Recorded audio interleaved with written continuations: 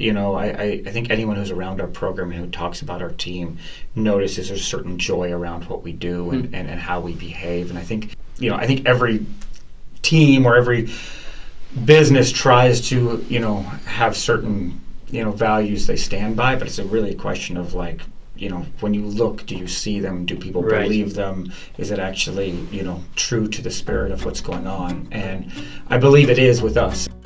Jamie Clark is the coach of the men's soccer team at the University of Washington.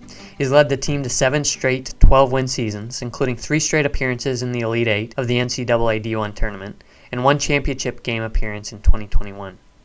Needless to say, we were eager to hear about his career and what he thinks has led to the success of his program, but we were surprised by his answer. Welcome to Work is Good, a podcast where we aim to help people enjoy and excel at their work. We do this by having conversations about the beliefs, qualities, and habits that make that possible. We also start every episode with a brief housing market update and a mortgage question of the week. My name is Landon Buteau with Cleveland Street Mortgage, and I host this show with my dad, Chris Buteau, the owner and president at CSM. Please enjoy this week's episode. All right, Dad, we'll start with the housing market update for the week. What's going on this week? Yeah, so the housing market update, really, it's kind of maybe more about 2023. We're kind of on the cusp of the new year, and I don't think we should expect a big buyer's market likely in 2023. It doesn't mean it's not a good time to be a buyer, but we've had a significant decrease in the number of buyers out there because of obvious reasons. Interest rates have gone up, market's softened a little bit, but that's been more than matched in the decrease in the number of sellers. There's been a little bit of a kind of what they call a seller strike, where sellers don't have to move. Aren't moving and are delaying putting their property on the marketplace. And overall, there's been a 42% decline in deals, like in Washington State, or year on year. Wow. 42% less deals happening, and prices have increased year over year, and that should continue for the prices increased year over year. Now the month to month reductions in prices are still going to continue for a while because we reached our peak in June of 2022 in terms of prices, and so we're still going to see some declines from that peak still happening. But you can look at the buyers' opportunities right now. People evaluate markets in terms of balance. Is it a buyer's market? Is it a seller's market? And a balanced market is generally considered when there's 6 months inventory. And right now in King County there's 2.17 months of inventory. Snohomish County is even less, 1.89 months. And so on balance, it's still more of a seller's market. Now, where's the opportunity? I think for buyers, the opportunity is that, what we have now is kind of the opposite of pent-up demand. Pent-up demand, there is some of that, right, where buyers are sort of, waiting and looking for that right moment. But really there's a logjam of sellers out there, because of the seller strike, because sellers have held off. And sellers ultimately have less flexibility in general than a buyer does, right? A buyer typically go, I can lease for another year. I can live in this house for another year. But a seller, a lot of times they're moving because, other forces are compelling them to do so. They're getting older. They need to move to a different location. They get a job change. Their family situation changes. And so sellers ultimately, I think, in general have less flexibility. And so I think that the longer we're into this market, that eventually those sellers are going to come back in. That month's inventory is going to go back up, move toward more of a balanced market. And I think there'll be some opportunities for buyers to come up. Here in the spring, I think, is a great time to be paying attention because, we're moving through the holiday season when everybody pulls back. And we're moving into that traditional season. I think it's going to be very revealing. From the mortgage side, this is a big week. Every month the most potent report that comes out, economic report that comes out, is called the non-farm payroll, or what they call the jobs report. And that measures a whole lot of different things, but it measures total job creation, and that's kind of the top line number that people are looking at. How many jobs were created?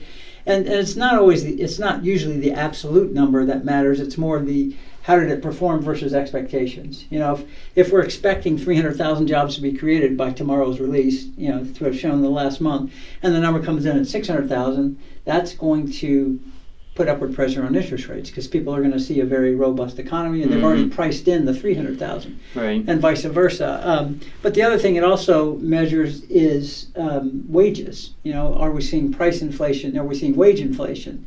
And so that report is the single most watched report every month, and that has a big possibility to move the market. So we'll watch that. We'll see how that's going.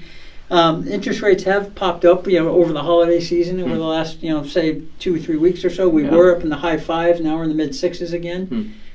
So, that's where we are. Yeah. Yeah. Great.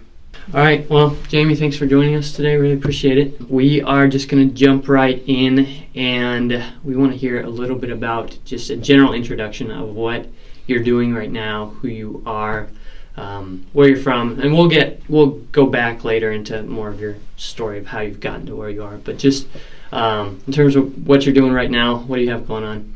Certainly. My name's Jamie Clark, and I'm the head coach at University of Washington. I feel like I've landed the jackpot of jobs because I get to coach 18 to 22-year-old kids and try to see them reach their dreams every day. So it's a great gig, and I represent a great university. That's great. So how long have you been at UW?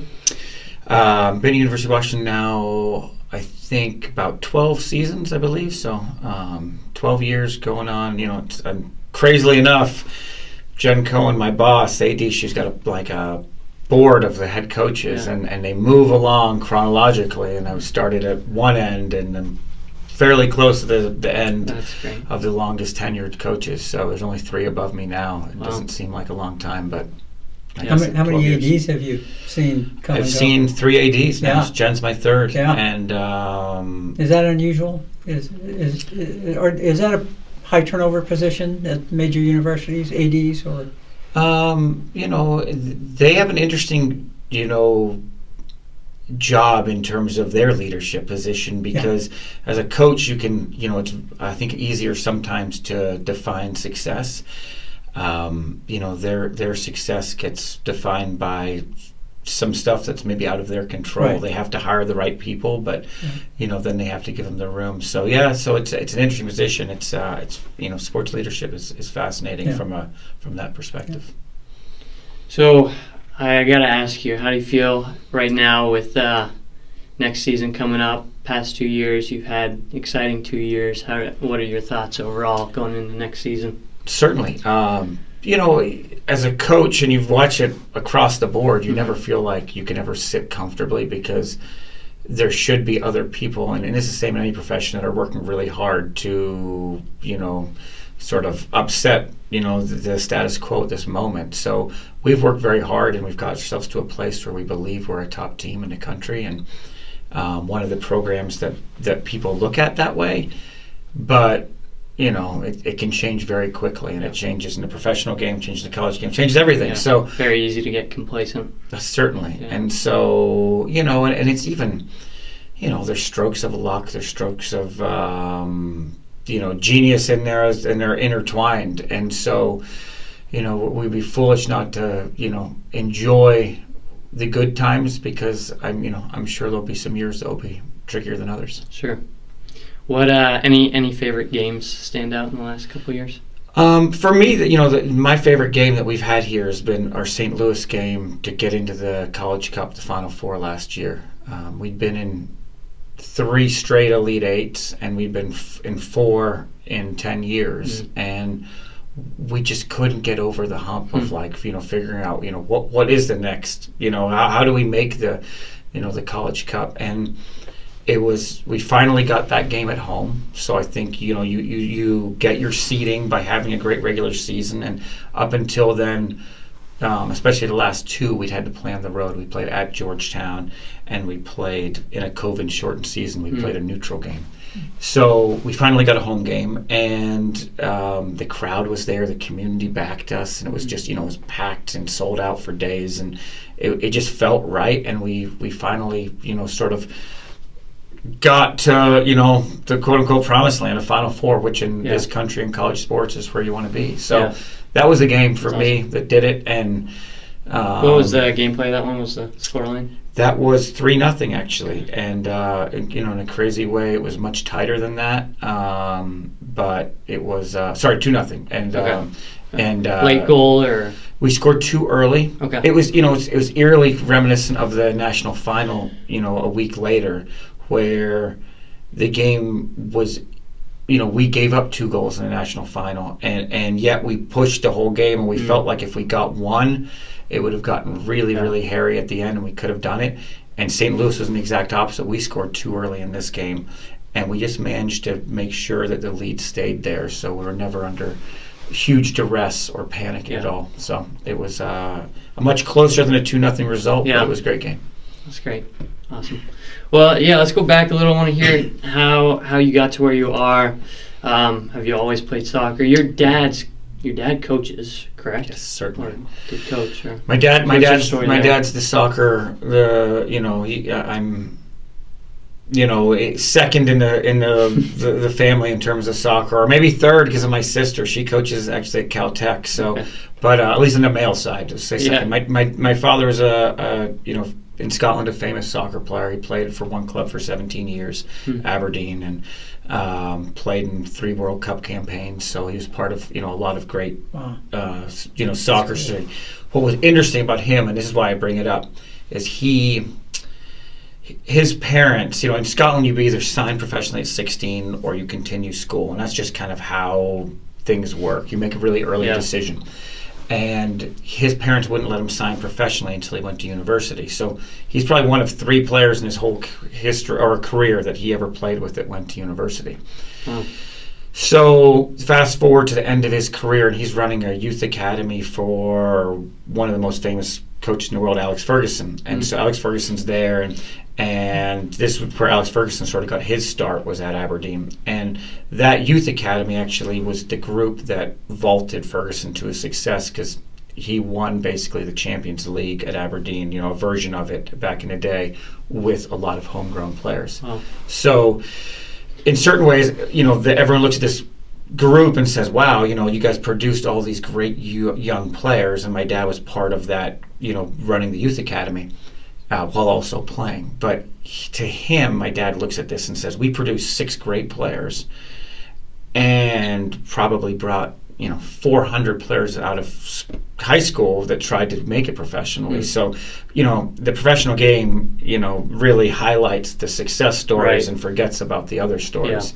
So and so my dad found out and came over here, and he was coming over here just to work camps basically in the summer and to check some stuff out.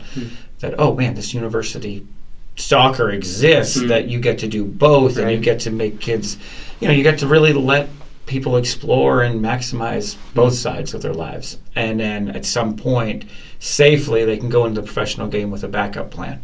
So he loved that, and that's when my family moved over in 1984, and he moved over to Dartmouth College at the time, and we've been part of it since. So he coached at Dartmouth.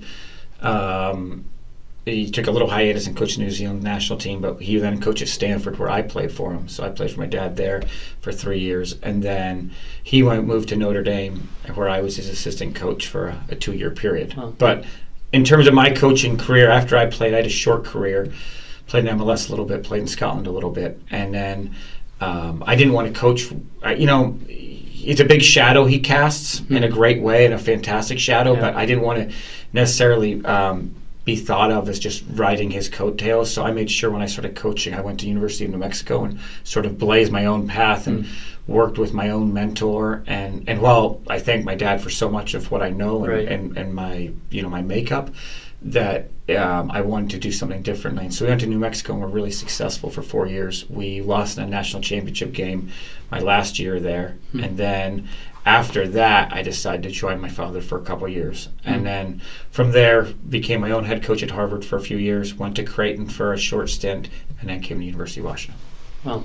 So long story for you, but that's how it happened. That was a great story. Awesome. So, well, what has the process of fine-tuning coaching looked like for you? What is your study of coaching and learning of that process looked like? Has it been academic somewhat, or just mostly experience? What's that looked like?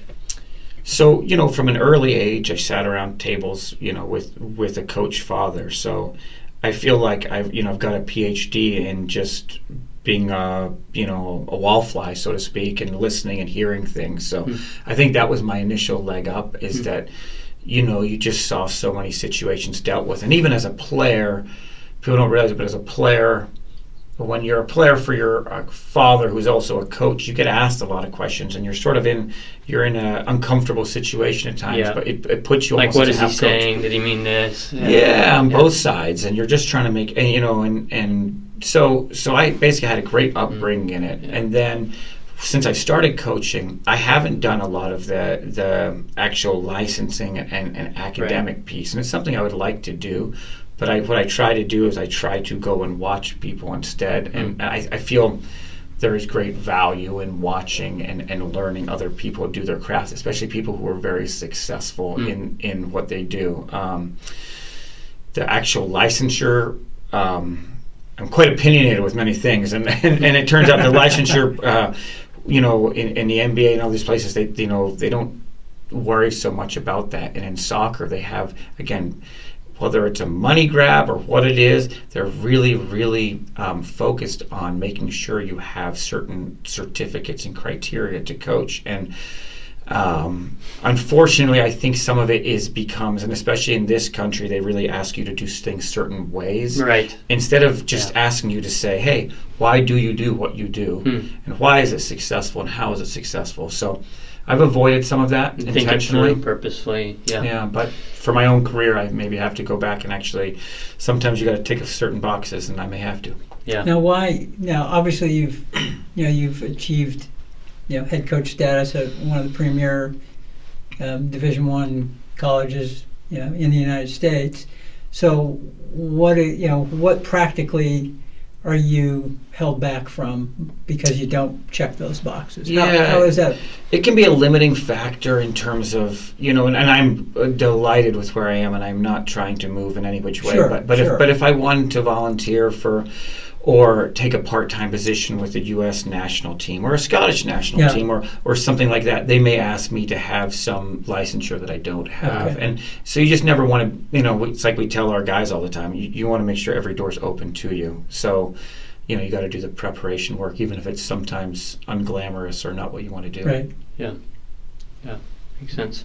Yeah, I went through the very, very minimal, like the grassroots courses on those, and saw what you were talking about, of do a certain thing a certain way, and you already see so much variety that people who are successful are not doing it that way. So it's like, why is this the best way? Maybe a good way, but possibly not the only way.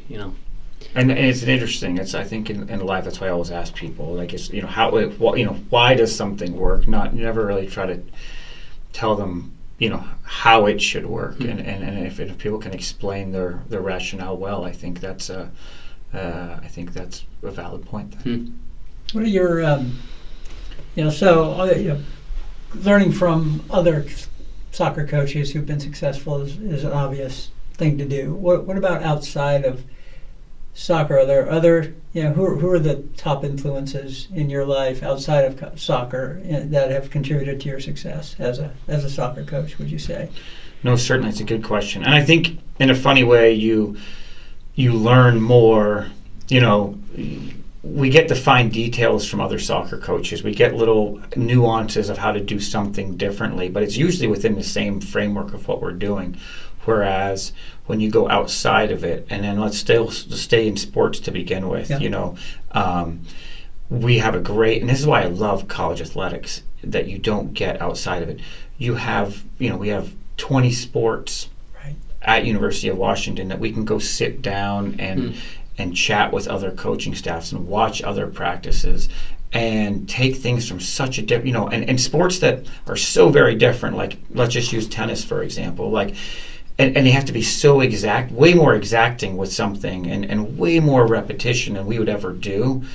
But, and how do you get some, if you ask a soccer player necessarily to do and have as much repetition as they do, they would likely get bored. So how do they navigate that road? And so I think we're very fortunate. I think that's where a lot of the creativity comes from. So within our department, and I'll give, again, my boss, Jen Cohen, and Chris Peterson, old football coach, credit, because they've actually established something that we meet monthly and really sit down and share. And Chris Peterson, the old coach, actually comes back and really facilitates the whole thing. So kind of a mastermind sort of a thing for all the sports coaches within University of Washington. That's cool. Certainly. So that's a great one. And then I just have, friends and people growing up that you start to really respect. And, one's the high school principal, so he, is a leader of people and students and in a very different way. And then, family, brother who's a physician and runs a nonprofit, he's always pushing me different ways. And so you really have an inner circle that you always, hopefully, are always feeding you information, whether it's books, whether it's, essays, whether it's videos. It doesn't really matter, but I feel like you have to be a lifelong learner, and your good friends are always pushing you to be so. That's great. Right. Yeah, I would love to hear about just in terms of your organization within your team.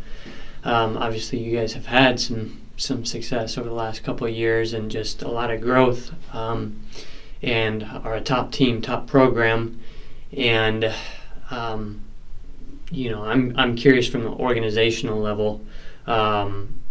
If there's anything that comes to mind for you that sets you guys apart in terms of a belief that you have as an organization, or a habit you've built, or just a principle, anything come to mind there? Certainly. A few things, and sometimes it's about unpacking things rather than the initial word, but I think anyone who's around our program and who talks about our team notices there's certain joy around what we do and how we behave. And I think so. The three big words are probably joy, bravery, and courage that we talk about a lot. And I wouldn't say we don't hang a ton of mantras around our locker room, but we make sure we're referring to these things a lot. And so those are probably the three big ones. How you find those, or how you define, or how you make sure that your teams are living them is usually, I think every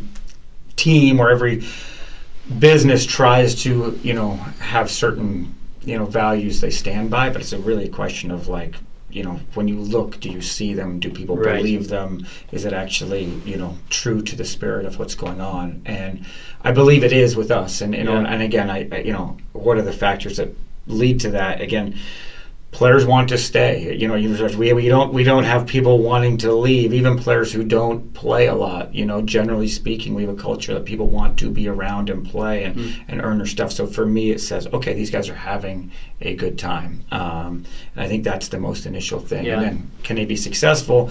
Well, I think the success for me is the byproduct of a lot of stuff. And if we're doing those three things right, and again, you can ask me any questions about those three, but I think the results will end up being that we'll find the success that we found over the last few years. Yeah. How have you consciously approached, we want to be an organization marked by joy. Yeah. How have you approached making sure that happens? Well, I think to start with, from upper, management, which I guess us coaching staff is, it's to make sure that it's what we're about. And I think,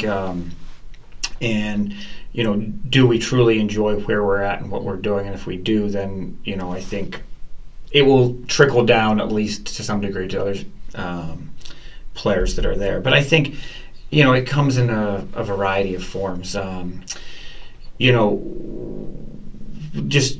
try to use a couple little examples, but when we're doing video, and it's something I've heard from someone, but we really do. We show all positive aspects of the game. We rarely show, we'll show correctable moments, but we'll show certainly on a 4-to-1 ratio or more, hey, things that we do well, right? And I think that things like that people start to believe what you focus on, and I think from the top level, if you really want to be happy and content, I think you got to focus on strategies that where are you today, right? And your position in terms of what do we have around the University of Washington? What are our strategic strengths? And live in those, right? There's no point in worrying about stuff that's outside of, so all of a sudden when you start worrying or focusing on stuff that we are good at, and that we have at our disposal and not worrying about what we don't. There's plenty of stuff that we don't have that other schools do, but once we start living in that space, we start being able to say, we're and making that really your strengths. So we really focus on, again, who is the makeup of our team. Let's start there, and again, it's just like having a budget. We have a scholarship budget, right? So we have, we're not like football where there's a head count sport. You either it's kind of binary, ones and zeros, right? You get a full scholarship or you get nothing. Soccer, we have 9.9 to divide up by 30 players. So, just very quickly, in-state players cost half as much with tuition as out-of-state players, or even a third as much. So instead of worrying about not being able to get out-of-state players, we're going to live in a space where we're going to love our in-state players, and we're going to make representing Washington a source of pride and joy, and we've grown that over the years. But and so it's, I'm trying to give concrete examples of like how you live in spaces that and so that's the first part, exactly. Gratitude, the joy, and not worrying about the stuff that you don't have, and focusing on the stuff you do. So that's where we're really at, and then it comes down to the team. It really is. It's I think when you ask the other stuff, like if you give the players a chance to be brave, i.e., what's that really mean? It means the ability to fail and the ability to succeed, because that's basically what bravery is going to, right? It's going to entail a lot of failures along the way. And if you give them the chance to do those things, it becomes pretty fun, right? And so, like those are the pieces that we really push. And I raise my voice occasionally at halftime for energy's sake, but I haven't raised my voice at anyone or anything other than that, in years, because I don't, it's not fun. No one likes to be, we'll have candid and stern conversations, but, I know how I grew up and I know what I like, and in turn I try to use those examples of how to educate and teach others. Who would be your model like EPL coach today? And sorry, my familiarity with the whole soccer world is probably pretty narrow, but I watch some EPL, so that's just a reference point for me. Certainly. But like, who amongst all of those great coaches do you look at and say that's kind of the model I would like? Because you see some of them, they always look stern, some are always yelling, and some of them are just quiet. And exactly. No, you're right, and it's the same in anything. I have a lot of respect for a lot of people, but they don't necessarily do it my way, which is fine, right? And in the Premier League, when I look, Jurgen Klopp is the guy. That's what came to mind, right? And he's so positive. Joyful. So, and again, I'm sure he has to mask things along the way, but his players, there's always an arm around him. You feel like his players want to play for him. They play with an energy and an enthusiasm. It's great. It's being tested this year. But that's part of it, right? And that's actually probably when you learn the most, is when it's being tested. But it's funny because that's, in theory, I was a Manchester United fan because of Ferguson always growing up. But now I've had to, and it's hard to turn. But since I'm not a full fan, I move allegiances due to coaches. Yeah, that's the same with me. On a much less sophisticated level, but yes. Right. It's people. If you're not there, if you don't grow up there, you have some allegiance, but it's hard to really truly be. No, you didn't grow up in Manchester and wearing a red shirt. It's like no, I'm gonna go. Yeah. With the people that I enjoy listening to and watching. Mentor or following. Yeah. Makes sense. Well, I'll conclude with the last question here. And the thesis of our show is that work itself is good. The title is Work is Good. And that's because we believe that, in a time when work is seen in various lights, but commonly as just kind of a means to an end, and that it's a necessary evil, that the process of work is a good thing. And so I would love to hear your perspective on your role, the work that you do, the good, the bad, and the ugly. All of that comes together and it doesn't just have to be the end product, but something about the work that you do, the process, that really gives you joy in the work that you do. Certainly, and I couldn't agree more. It's if we don't find value in what we spend hours doing, then it leads to, a fairly mundane and sad existence. Because we all spend a lot of time working. I'll start by quickly, giving my home life is my wife's a nurse practitioner and works in the NICU, and so she always laughs and doesn't call my job a job because she's in the hospial every day in intensive care, and she's doing great work, and there's so many other people doing work that maybe more directly, acutely, can be seen. But I feel my work is very important, and there's nothing I like more than building relationships and watching people succeed. And everyone on the outside, there's sort of two scoreboards, right? There's society scoreboards people talk about, and that's what am I here to, people ask about? People ask about the College Cup and the wins and the losses. And I recognize that is how I will be judged externally always. But internally and within the program, I judge my work by relationships and time. And I was just at Christian Roldan's wedding on New Year's Eve, and there's nothing that makes me happier than seeing these guys continue and grow and be part of their lives, and to think that along the way, some of our conversations or some of the work we did hopefully built them into who they are. And again, people, is it specific things or is it no? It's different for every person, but just to feel like you're really part of creating these young leaders and trying to actually help them hopefully feel the same way, that whatever they work at in life is going to be important and it's going to have meaning is huge. So I would say that's the most important thing for me. And I think the beauty of it, and this is how it brings it all together, is I think by having that perspective and building relationships, it goes back to my 3 words, right? And it will build, if people really think that you care about them, that will build the confidence, and the confidence will allow people to be brave and fail and succeed, and that bravery and failure and successes will ultimately lead to growth and success, which helps with the joy. So they're all so intertwined, but I do think that's why I can focus less on the scoreboard and all that stuff and more on the people. And I still think it all comes back around to actually allowing me to keep doing my job, because society's scoreboard still usually reads in our favor. Yeah, that's great. That's great. Well said.